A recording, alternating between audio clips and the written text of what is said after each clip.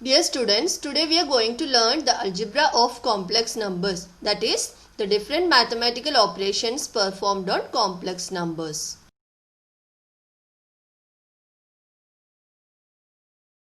Algebra of complex numbers. First one, equality of two complex numbers. Two complex numbers z1 is equal to a plus ib and z2 is equal to c plus id are said to be equal if their corresponding real and imaginary parts are equal. That is, a plus ib is equal to c plus id if a equal to c. Here a is the real part and right hand side c is the real part. So a is equal to c and the imaginary parts on both sides, that is b and d, are equal. b equal to d. For example, x plus iy is equal to 4 plus 3i. Both are complex numbers, they are equal. Then x is equal to 4 because x and 4 are the real parts, and y is equal to 3. Y is the imaginary part in the left hand side and 3 is the imaginary part in the right hand side. Now, second one, conjugate of a complex number. The conjugate of a complex number z is equal to a plus ib is denoted and defined as z bar. We will put a small line, small segment on z, and it is read as z conjugate is equal to a minus ib. That is, we just reverse the sign of imaginary part b. That is a minus ib. For example, if z is equal to 7 plus root 5i, then z conjugate is equal to 7 minus root 5i. We reverse the sign of root 5, that is minus root 5i. Another example, z is equal to 7i minus 2. 7i minus 2 is not in the order, that is a plus ib. The imaginary part we wrote first and then the real part. So, we will arrange them in order, that is minus 2 plus 7i is the complex number. So, the conjugate of z is equal to z conjugate is minus 2 minus 7i. We will change the sign of only imaginary part, that is minus 7i. Minus 2 minus 7i.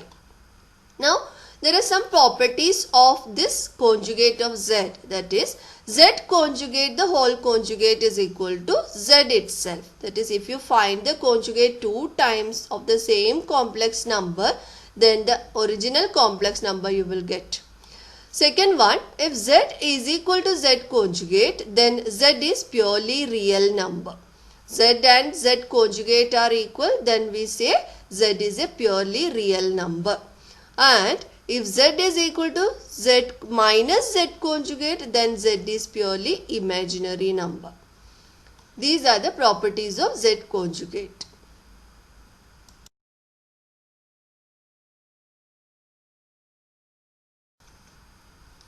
Third property, addition of complex numbers. Let z1 is equal to a plus ib and z2 is equal to c plus id are two complex numbers. Then z1 plus z2 is equal to a plus ib plus c plus id. Then we will add the real parts and imaginary parts separately. That is, first term is obtained by adding the real parts, that is a and c, a plus c, plus I is common in the imaginary part. So, I into b plus d. So, real part and imaginary part is obtained by adding the imaginary part of both z1 and z2. So, a plus c plus I into b plus d. For example, 4 plus 3i plus 6 minus 4i is equal to 4 plus 6 added plus I into 3 minus 4. Here 4 is imaginary part is negative. So 3 minus 4. On simplification we will get 6 plus 4 10 plus I into minus 4 is minus 1i. You can write 10 minus I also. Now properties of addition of complex numbers are z1 plus z2 is equal to z2 plus z1, that is the commutative property is satisfied. Next, z1 plus z2 plus z3, that is First you add Z2 and Z3, then add Z1.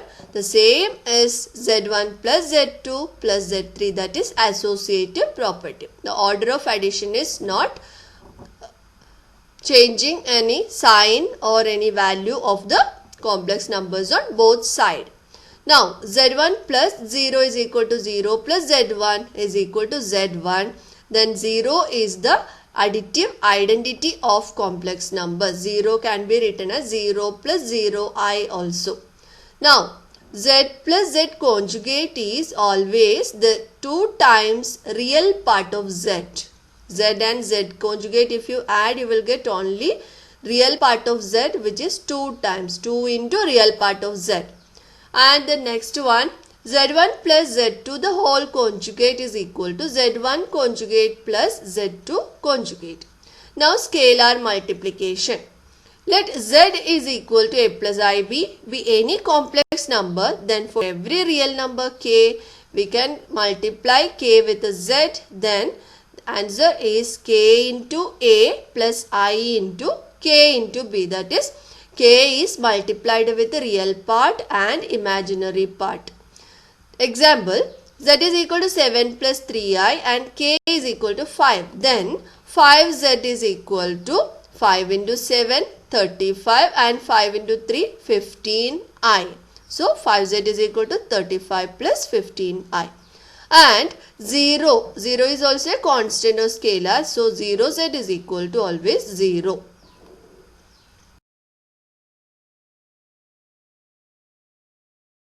Next property, subtraction of complex numbers.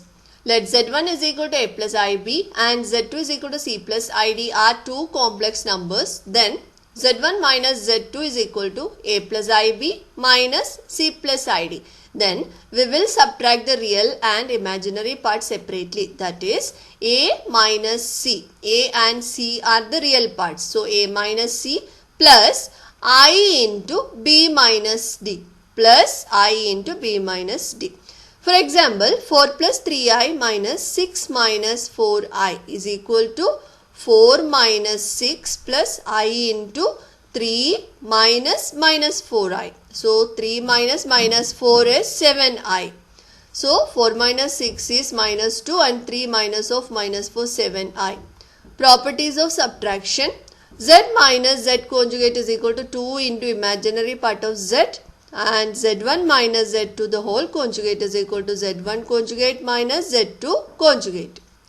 Now next property, multiplication of complex numbers. Let Z1 is equal to a plus ib and Z2 is equal to c plus id are two complex numbers. Then Z1 into Z2 is equal to a plus ib into c plus id, that is ac minus bd plus I into ad plus bc. This is obtained by expanding normally, and you can either remember this formula or direct expansion of two brackets, that is a into c plus id plus ib into c plus id, and expand each and every terms. Or for example, Z1 is equal to 2 plus 3i and Z2 is equal to 3 minus 2i, then Z1 into Z conjugate. So you can follow these steps or remember this formula. So 2 into 3 minus 2i plus 3i into 3 minus 2i, and 2 into 3 is 6, 2 into 2i minus 2i is minus 4i plus 3i into 3 9i minus 3i into 2i 6i square. 6 minus 4i plus 9i and I square is minus 1. So minus 6 into minus 1 plus 6. Now 6 plus 6 12 minus 4i plus 9i is 5i. So Z1 into Z2 is 12 plus 5i.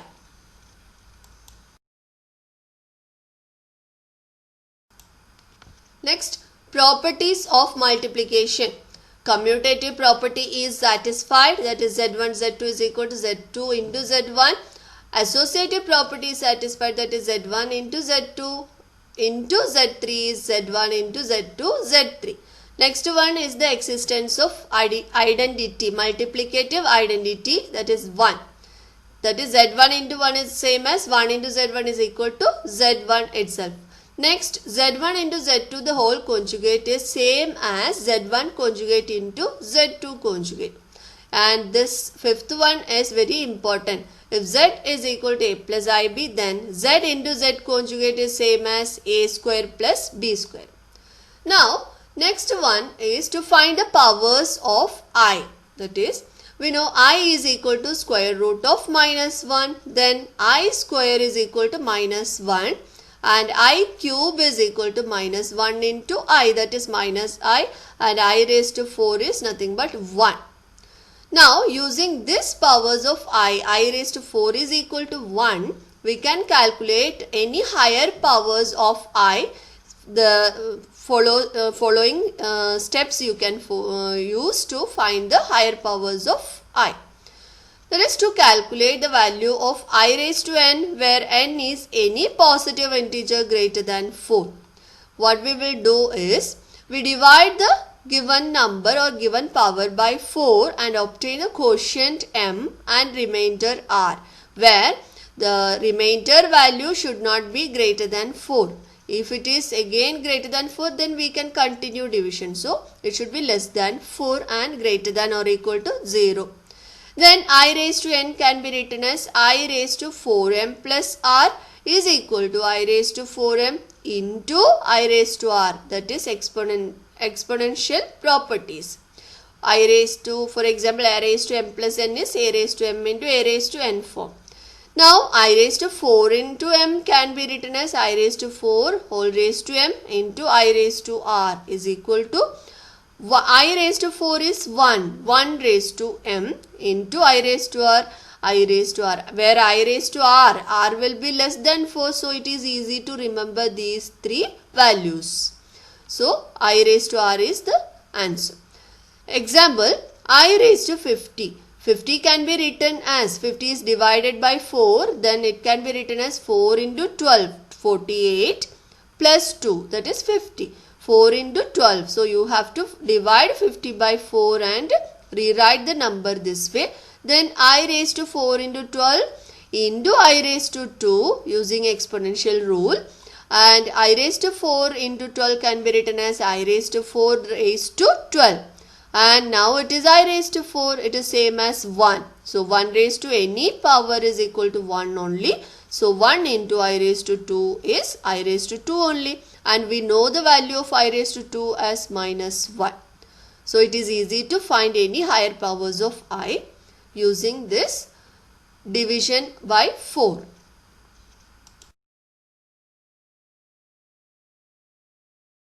Next one is division of complex numbers. Let Z1 is equal to A plus IB and Z2 is equal to C plus ID are two complex numbers such that Z2 is not equal to 0. Then Z1 upon Z2 is equal to A plus IB upon C plus ID, where Z2 not equal to 0, that is C plus ID not equal to 0. Here it is very important that you have to see whether Z2 is equal to 0 or not, because Z2 is coming in the denominator. There is no meaning if 0 is coming in the denominator. Now, to remove this imaginary part in the denominator, we will multiply both numerator and denominator by the conjugate of Z2, that is C minus ID. So, multiplying numerator and denominator by conjugate of Z2, C minus ID. Now, we will multiply the numerators and denominators separately. And using the multiplication of complex numbers, you can expand these brackets. Normal expansion you can use to simplify this. Then you will get A into C plus B into D plus BD is obtained by I into minus I square, that is 1. So, AC plus BD plus BC minus AD of I upon C plus ID into C minus ID, that is Z2 and Z2 conjugate are multiplied, then you will get the square of real part plus square of imaginary part, this C square plus D square, that is AC plus BD plus I into BC minus AD. I can be written first. divided by c square plus d square. Now we will separate the real part and imaginary parts. That is ac plus bd upon c square plus d square plus I into bc minus ad upon c square plus d square.